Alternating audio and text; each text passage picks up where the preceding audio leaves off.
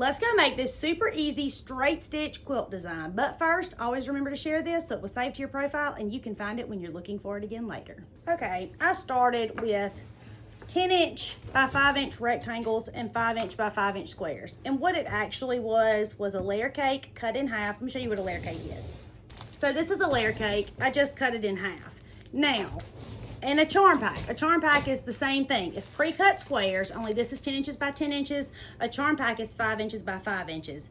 And you can use a layer cake and a charm pack, or you can use a layer cake or 2 layer cakes or 7 layer cakes, depending on how big you want your quilt to be. And when you get to the 5" square, just cut it and cut it again. So we had 5" by 10" squares and 5" by 5" by 10" rectangles. Maybe I need to go back to kindergarten with the little ladies, right? And 5" by 5" squares. And I started by sewing all of those together. I sewed and sewed and sewed until I had a whole bunch of them. And then I just started putting them together like this, rotating one this away, the next one this away. Now, y'all know I'm not super picky about how my fabrics land, because when you pick a collection that's beautiful, you almost can't get it wrong. So all I did was tried to make sure that my colors didn't match. And I sewed a whole bunch of blocks like this. 3 rows together, 3 rows together, 3 rows together. And then I started putting them together in my quilt. And so I have this. Now, ask me what size it is. I have no idea, because I made up this pattern in my own mind for fun. I was just making it, and I thought this is so easy, super fun, and that y'all would love it. It's really, really, really pretty and really easy to do. So when I teach my classes, I always encourage my students to make a bed size quilt. The smallest one that I encourage them to make is a twin size, which in my world, I usually measure them 64 by 96-ish. So if their blocks are 6 inches wide and it's going to end up at 60 inches, then we add another row, so they're 65 and a half or something. We just want to get it close, because a twin size is a good size quilt. Goes in the wash machine at home, easy to drag around, easy to fold. When you get really big, they get bundlesome, they're hard to wash, hard to store. You get too small and they're super cute, but they're not overly useful. And I want a quilt that my husband and I can snuggle underneath on the couch and watch a movie, that I can throw out on the ground for the little ladies and I to have a picnic. I want one that's super versatile, and the twin size I found is the most versatile. So I told you I don't know how big this quilt is. Now, it doesn't really matter to me how big it is. I'm going to measure it in a minute and I'll tell you. But when I was first learning, I was taught to lay a sheet down. So if you're making a twin size quilt, you lay a sheet on the floor and you put your blocks on it. And we all know as you sew it, it shrinks, right? Because you lose all of the fabric for your seam allowance. So you sew it and lay it down, sew it and lay it down, sew it and lay it down. And when your sheet is full, then you're done. Then you know you have the size quilt that you're looking for whatever bed you're trying to put it on. Now let's measure this one and see how big it is and if we need to add some rows.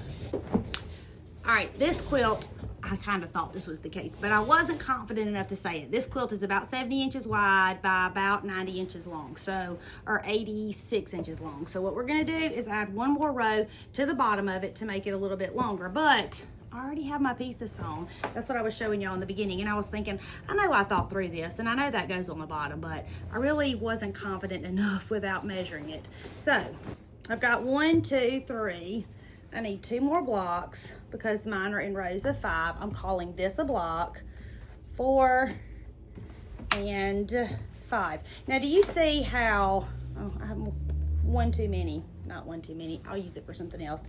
Do you see how if I turn my block this way, I have these 2 5" squares together? And that's okay, and it's really pretty. And if I am doing this on my own at home while I'm watching TV and hanging out with the little ladies, and I'm probably gonna end up with some blocks like this, to be honest. But if I turn it back this way, then I end up with a 5 by 10 rectangle, 5 by 5 square, 5 by 10 rectangle. And that's what I'm going for. So I'm gonna put them that way. I'm gonna fold one over on top of the other so that they're one pretty side face up, one pretty side face down, pretty side to pretty side. I'm going to sew down this side right here. Straight stitch, 1/4 inch seam, back stitching when I start and when I stop, because my grandma said so. Now this is 2, and I already have 3 sewn together, so I'm gonna sew this set of 2 blocks to this set of 3 blocks the same way. I'm gonna make sure my seams match, because if it gets off a little bit, it never gets any better, I promise. So pinch it, pleat it, or pull it. Just make sure as you get to the seams, they match. All All right, now we are going to sew it onto the bottom of our quilt. We want to make sure that we are sewing it the way we intend. I mean, we're at least gonna try to get it right.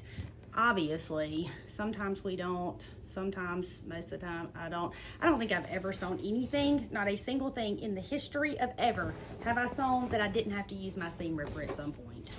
Now, we're gonna sew our row the same way. Straight stitch, 1/4 inch seam. I'm gonna get my 1/4 inch seam by following the edge of my fabric with the edge of my pressure foot. I'm not looking at my needle.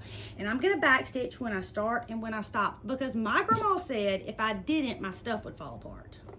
Done. Now, all I have to do is quilt it and play with my little ladies, or give it as a gift, whatever I want to do.